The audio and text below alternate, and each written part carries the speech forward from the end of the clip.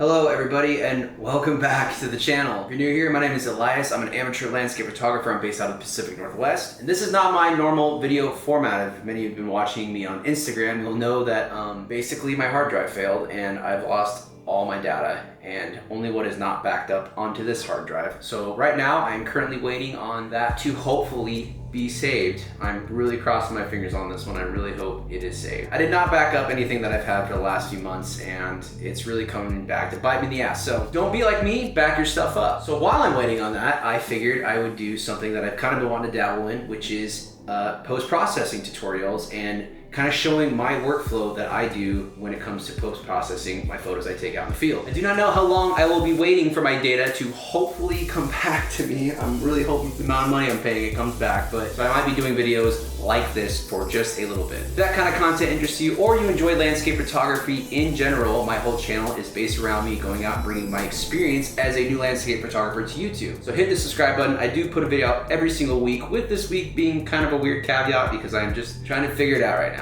And the first thing I wanted to cover in post-processing is just a straight landscape photography photo, how I process my photos, my workflow, and what I do as a landscape photographer. I like to use Lightroom Classic. It has a little bit more options than just the normal Lightroom does. But if you're just using Lightroom, a lot of these translate over to that. So it should be pretty easy to follow. So we're gonna dive right into this. I have a photo that I took in the beautiful country of Norway, northern Norway, actually, Senja, Norway. And this was a very, very, very incredible hike I did called Hushfjellet, and I will never forget it. It was one of the most epic nights of my life, probably the best night we had in Norway. And this image is one of my favorite images that I took from this entire night. The point of this video is to show some more insight on how other photographers do workflow compared to yours, and that might actually make more sense to you and you might switch over some things. That's what I did, and that's how I learned how to edit photos. I just took a bunch of different people's way of doing things, plugged it together, and whatever worked for me is how I do it. So if you take anything away from this, awesome, that's the point of this video. So we're gonna dive right into it. We have Lightroom Classic opened up right now. I just updated. I have not updated in a very long time, so I'm still kind of getting used to this. And over on your right, you have all of your basic controls and everything you're gonna be doing for the editing process. Now, very first up, what I like to do is always hit the enable profile connections and remove any chromatic aberration. Now, this lens doesn't really show, or if it does, it's not going to show it at all because I can't see with the naked eye, but I always click those two boxes just to make sure. And if you don't know, enable profile corrections means pretty much it's taking your lens that is round and that gives sort of a warped look to your image. You might not notice it, but as soon as you hit enable profile corrections, it definitely notices. You can see it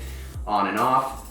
It definitely shows a little bit of warpiness go away and a slight vignette from the lens. And what's really cool about Lightroom is it can actually read what lens you are using, the exact lens you're using, and if it's wrong, you can go ahead and go in there and change it, or if it doesn't read it at all, you can put whatever lens you want on there and it will do its best. The software does a really good job recognizing what you're using and how to correct it in the right way. So once I do that under the lens correction tab, I go ahead and hit that up and scroll back up. Now these are your basic controls right here. If you're new to Lightroom, you're just kind of getting to know it, these are your global basic controls. And when I say global, it means it affects the entire picture. If I put the highlights up, it's affecting everywhere. If it goes down, it's affecting everywhere. It's a lot more noticeable up here because this has a lot of highlights versus the highlights on these rocks, but that's what it's doing. By the way, I am using a PC, not a Mac, so I'm sorry if you're using a Mac. I don't know the actual shortcuts translated to Mac, so I will try to be very clear as to what I'm pressing for shortcuts. If you change anything on any of these sliders, all you have to do is double click the name and it automatically reverts it back to default setting, which is 0. So fun fact, I am actually colorblind. I have a color deficiency, mostly with red, green, and a lot with blue, purples. And I've kind of grown accustomed to what I'm actually doing inside Lightroom to what I need to see. I used to edit fully with this vibrance and saturation all the way up because this allows me to really see the difference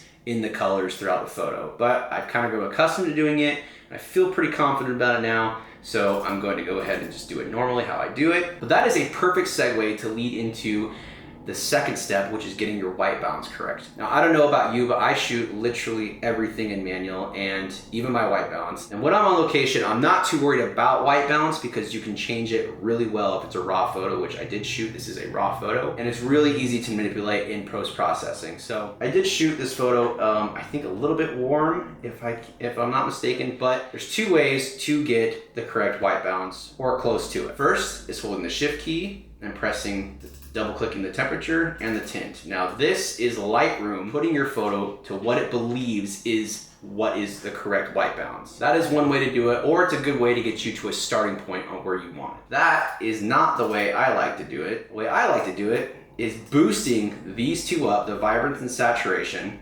scrolling back up, and this allows me to see the different shades of the temperature. So all the way to the right, it gets really warm. I think that's orange, I'm not sure. All the way here, it gets really cold, which I think is blue. And a good way to get a neutral white balance, I have found, is to slide it back and forth and get it even with the blues and the orange. Again, I'm sorry if it's not orange, it looks orange to me. So right here, I just kind of go back and forth, and just kind of get it to where I think it's an even balance between those two. Then I go down to tint and I do the exact same thing. You want to get a nice balance in between the two.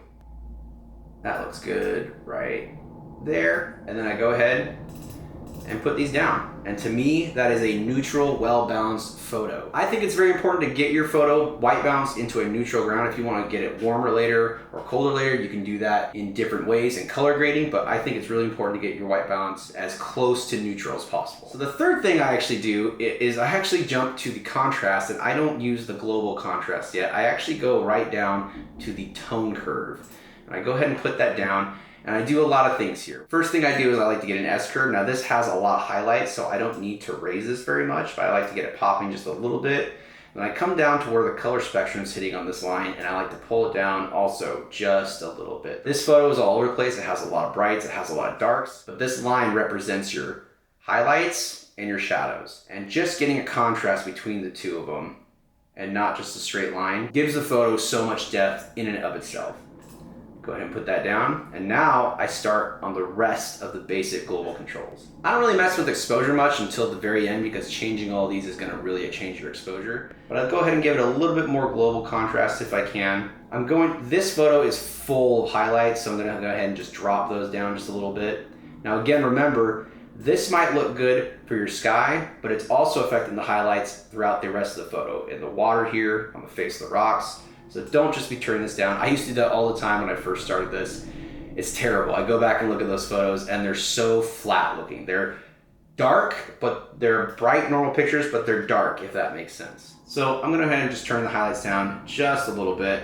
Shadows, we have lots of shadows in this, and I don't want it to be crushing blacks like that. So double click shadows, brings it back to 0. I'm gonna go ahead and lift those just a little bit because I want to brighten up these rocks as this is the main subject. It does have a lot of highlights and also has a lot of shadows, so I'm gonna lift those just a little bit. Now again, it's lifting them everywhere, but I think that looks fine. Whites and blacks. This is, to me, I think it's a very controversial thing in the post-processing space because most of the time people will hit the Alt key, hold this, and spread it until they see some sort of white hitting their screen. I don't like that personally because I think it blows the highlights out completely, and then I gotta come up here and completely turn that down, and it's not even enough. So Control Z to undo, Control Z to undo it again. What I like to do is focus on this histogram right up here. Try to get these two as far to the ends as possible, this arrow and this arrow, but also be as balanced as possible. There is a give take to it. Sometimes you can't get them all the way to each end without it completely destroying your photo. And I think this photo is a very good example of that. So I'm actually gonna turn the whites down just a little bit because I don't want to move the blacks any farther to the left than I have to because this photo is already extremely dark. I might go right there, might bring the lights back up a little bit. And to me, that looks a lot better than having these all the way to the left and all the way to the right and the shadows all the way to the left. Moving right on down, we have our presence. Now this is different kind of textures you can give your photo. This slider right here, clarity, people tend to abuse this like crazy. Texture is a slider that I actually don't mess with often, but the only time I really do it is when I'm trying to de-claritize my photo like this. I might add a little bit of the de-texturizing the photo into the negatives like that. But this photo right here has two different types of styles I want. I want the rocks to have clarity, and I want the outside of the rocks, everything but the rocks, to be low on the clarity slider. So What I'm actually going to do is leave this alone right now, because remember, these are all global settings. Whatever you do is going to affect the entire photo. So I want the background to be more like this, but I want the rocks to be more like this, if that makes sense. And we'll get to that later with masking. What we can do is go ahead and dehaze the photo. Now, most photos, I like to actually add haze. I like to go negative on it because it gives it like an ethereal, dreamy look to it, the dehaze slider, when you move it down to the negatives. When you move it up, it tends to change your color, your white balance a little bit, and really gives it some harsh contrast sometimes. So this is a slider you need to be extremely, or I tend to be extremely careful with, because too little of it will completely dream and white out your photo. Too much of it will completely crush it and completely change your white balance and saturation rates. Now, something that I do use the dehaze slider for is I like turning it up all the way and seeing all these little dust spots on my lens that I didn't know was there until after we already shot the photo. So what we're gonna do here is go to the healing tool, and we're going to downsize this a lot, and I'm just using the scroll wheel on my mouse. Now once I get down to size, I'm gonna go over here and I'm gonna select the clone tool, and I'm just going to give it a click, and what it does is it finds another area that it thinks is the same and hides that speck, that dust speck, whatever it was in the photo that I don't want to be there. It's a really great way to really make those pop, to make sure you get them gone. So go ahead and turn that off, click in, let it go back, and we'll go ahead and put that dehaze slider back to where it was. So again, this photo is a little bit on the bright side, so I'm going to go ahead and just hit the dehaze just a little bit, and we'll call that good. Saturation and vibrance. These are two sliders that get you in trouble the most. You see a lot of people, especially in HDR photos, which I'm going to do a video about because I love doing HDR photos. I do not like the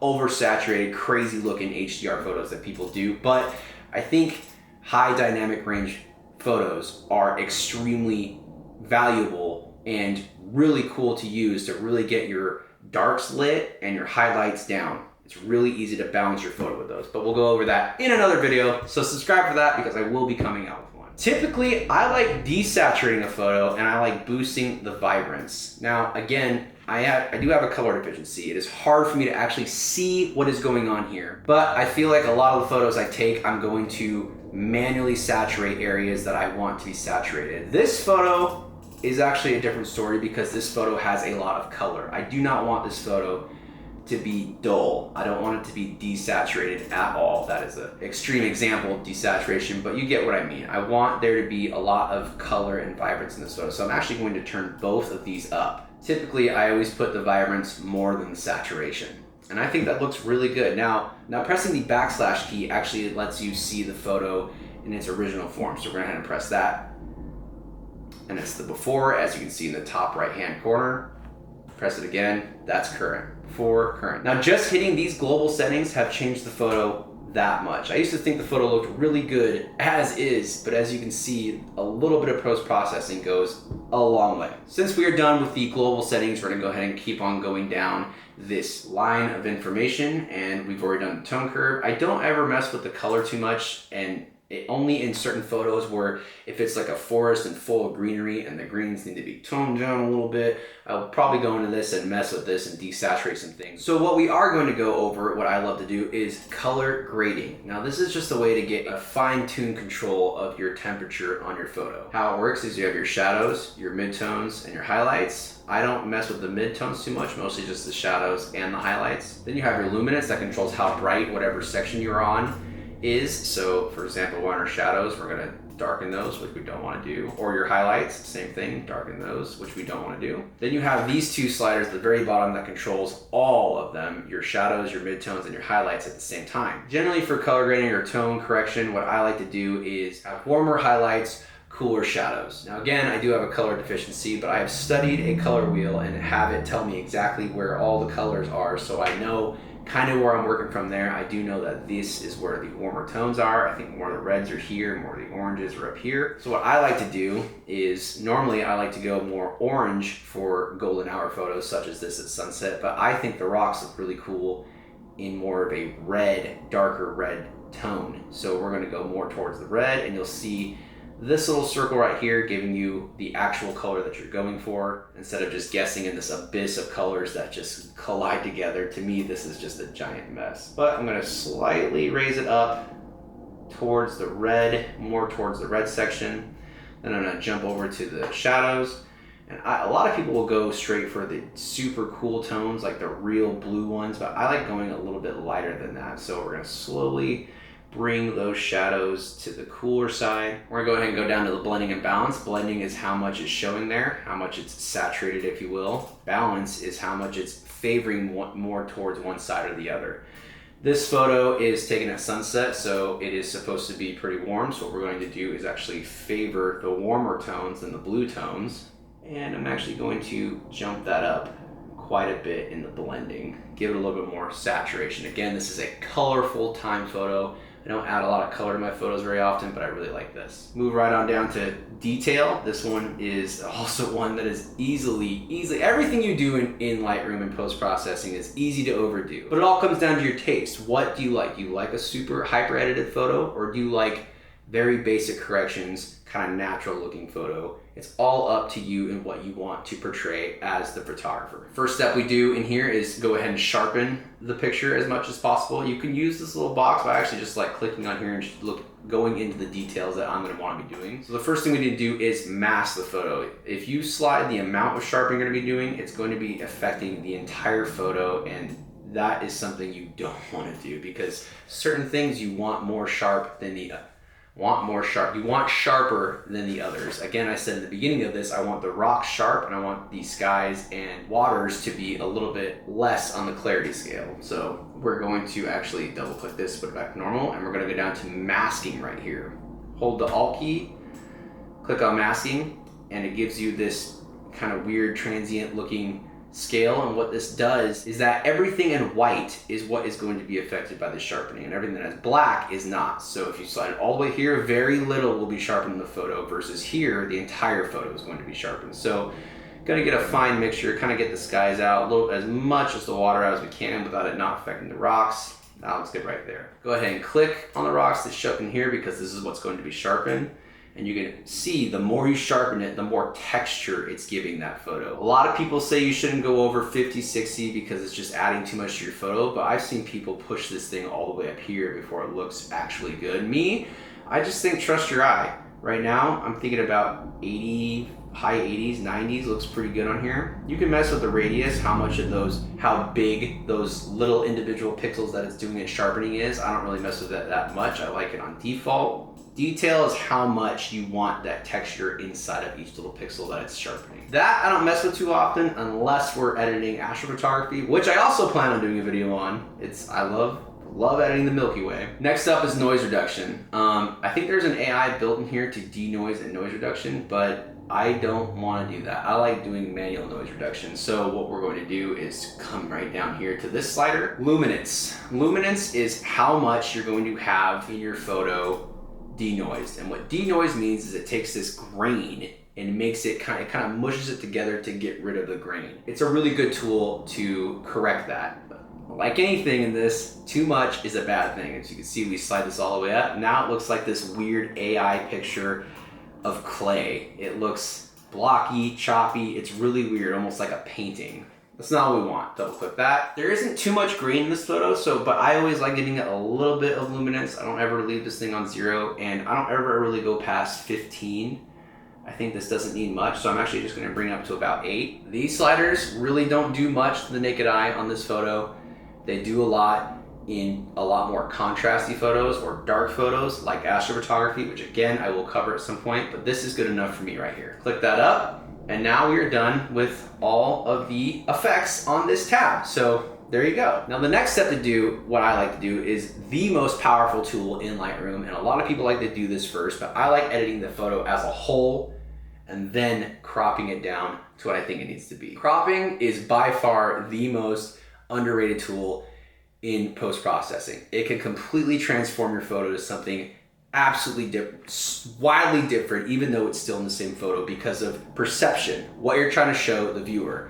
Cropping is everything. I've watched a lot of videos on the science and theories that cropping brings to the viewer as a viewer, as someone looking at a photo, and it is extraordinary how much influence and how important the cropping of the photo is. This one we're gonna do really standard though. We're just gonna use the rule of thirds, which are these 3 grids, these 3 lines that put the photo into 9 blocks, 9 even blocks. Now my camera's native aspect ratio is 2:3, 4:6, but I don't ever like trying to keep it to that if I can. Well, whoops, Control Z to get that back. My favorite ones and the most commonly used ones are 16:9 and 1:1 ratio. Now 1:1 is not enough to do this photo justice. That does work because it still gives it a good squared photo, maybe if you're trying to post this on Instagram. For me, I actually think this looks better as a 16:9 because it really creates the flow of the photo and still keeps a lot of those rocks, which is the main subject in this photo. When cropping in the rule of thirds, what you want to do is keep interest on these lines. So the photo runs coast to coast, left to right. It doesn't really run up and down. It runs along this pathway. So I like to keep the subject more so on one line than the other, but I still want to keep some sky and some sea in there because the sea adds a lot of contrast with the shadows. So I think something right about there looks pretty good. Play with it, do what you will, mess with different kind of grid outlines, especially this one right here, one of the most important ones, the golden spiral. Anyways, getting back on track, we're gonna use the rule of thirds. I like that right there. Go ahead and hit enter, and that is your new crop. Now I'm trying to keep this video short. I'm sorry it might be running long. It's my first tutorial video I'm doing with my workflow, but I'm not gonna go too much into masking because this photo doesn't really need it, but Lightroom has a really cool AI that does all the work for you, and it takes all of that dreadful masking and coloring that we used to do to highlight different things to be able to manipulate those certain things in a photo. So I'm gonna go over here to this one and hit the masking. Now this is why technology is awesome. You have subject, sky, and background. And Lightroom has an extremely, what I've seen so far, an extremely accurate AI be able to depict what is the difference between all these. So first is the sky. I think the sky is pretty dull. I want it to get a little bit brighter, so let's go ahead and hit that. Its AI will get to work detecting sky, and it will highlight in orange what it thinks the sky is. Now if you want to turn that orange off, go ahead and hit the O key to toggle it on and off. What that does is the orange will let you know what area of the photo is going to be affecting by whatever you're about to manipulate in your mask. Go ahead and hit it off. I'm going to come down here and just do the entirety of it. And I'm gonna come down here and it gives you some more basic global controls to edit throughout the mask that you just added. So it's just the sky right now. And honestly, what I wanna do is come over here to the clarity, bring that down a lot. I do not want these clouds to be something super depicted because again, the subject in this photo are the rocks. I want the sky's clarity to be as far down as possible. And I'm actually going to dehaze it just a little bit too. Bring a little bit more of that color out, bring the saturation up a little bit because this is a very colorful photo and we're trying to impose as much color as possible without it being too much, if that makes sense. We don't want it to be super extra, but we want it to pop because this is a very, very colorful moment. And that's actually what I'm gonna leave the sky at right now. I'm not gonna do much to it. We're gonna go ahead and create a new mask. Now we're going to select the subject, which is the rocks, and I'm hoping the AI picks that up. God, look at that. That is crazy. So I'm gonna toggle the orange off. And now that I have the subject, which are the rocks coming out into the water, selected only. Like I said, I want everything else to be kind of dreamy around the rocks. And I'm gonna come down here and add clarity. I'm not gonna overshoot it like this because it just looks disastrous. I'm going to come over here and just slightly raise that clarity. It's gonna really pop those highlights. It's gonna really define a lot of those dark shadows that you can't really see without the clarity slider being up. So we turned up the clarity a little bit, which did a lot of global stuff to these rocks, and I don't think the highlights on it are bright enough. So I'm actually gonna come up here and slide those up. So again, I want those rocks to shine, and that looks good. I like that. And that is it for the edits of the photo. One more thing we're going to do, and I know I keep saying that's the last thing we're gonna do, but the very last thing we're going to do is add a vignette. There's 2 ways to do that. You can actually do that down here in effects. There is a vignette section where you can kind of go lighter or darker, and then you can control the points of the vignette and where it hits. I like to do manual, which is just using a radial gradient. So we're gonna create a new mask, add another radial gradient. Go ahead and draw one, kind of oblong shape, oval shape. We're gonna go ahead and zoom out just a little bit. Oh, way too much. Let's go back in, right there. Now we'll go ahead and grab this mask, put it here. We're going to invert it. so it hits everything but the orange. Honestly, we can turn that off, hit the O key to toggle show what your gradient is hitting. And what I'm going to do is actually come to the exposure, and I'm going to create my own vignette by turning this down. Vignettes just add a real cool effect to your photo that allows it to kind of center in a piece to what you're looking at. It kind of gives it a border without you even knowing there's a border there. Like everything in post-processing, people tend to overdo vignettes like crazy. A lot of people have it dark like this, and I know I used to do this and just have this giant darkness surrounding your entire photo. It's just, it doesn't look good at all. But what I like to do is get this nice and big, kind of to the shape of what the photo is. So it's a 16 by 9, so it is wider than it is taller. I like to turn the exposure down a little bit, and then what I do is just grab it and slowly bring it in to where I'm just seeing it manipulate and hit the edges of the photo. Go ahead and hit the top, come down just to where I see it, start hitting the edges of the photo right there. That looks great. All right, and we're all done. We'll go ahead and click out of the masks, put this back to fit. Now, I said in the very beginning that I don't like to mess with exposure because all these change it. So the final thing I do on a photo is mess with the exposure. Go ahead and brighten this up just a little bit because it is a little bit dark.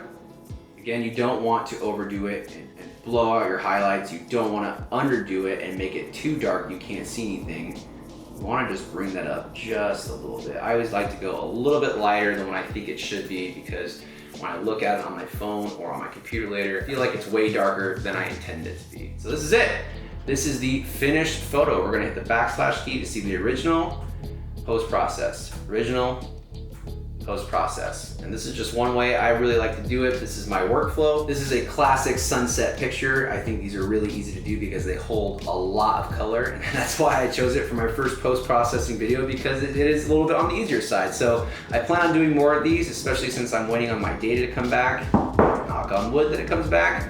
And that is it. That is my workflow when it comes to post-processing photos in Lightroom Classic. Again, I wanted to show this because maybe it shows you something you didn't know about Lightroom, or it shows you a different workflow that makes more sense to you. Again, watch as many videos as you can when it comes to editing photos, because you pick up pieces from different people and plug it into your own, and then you make it your own. If you are also colorblind or have a color deficiency, I hope that tip about upscaling the saturation and vibrance slider helps you. It helped me out tremendously. Because I got used to it so much, I was able to wean myself off of it, and I can slowly see the increments change as I wean myself off of it being completely saturated and vibrant. So that's gonna do it for this video, guys. Thank you so much for watching. If you like this video, if you got any value out of this video, please do hit the like button. It does help me out tremendously. You probably noticed that I am still very new to YouTube. Again, my forte is just going out on location and sharing my experience as a landscape photographer. But I think every good landscape photography channel likes to bring some of their insight into different ways they do things. And this is my way and my workflow of editing photos in Lightroom. So please hit the like button if you can. It helps me out a lot. If you like this kind of content or just landscape photography content in general, hit the subscribe button. I do put a video out every single week. Again, this is a little weird period for me, but I will be getting out a video every single week from here on. And yeah, that wraps it up. Thanks again, guys, for watching. We'll see you next time. Bye.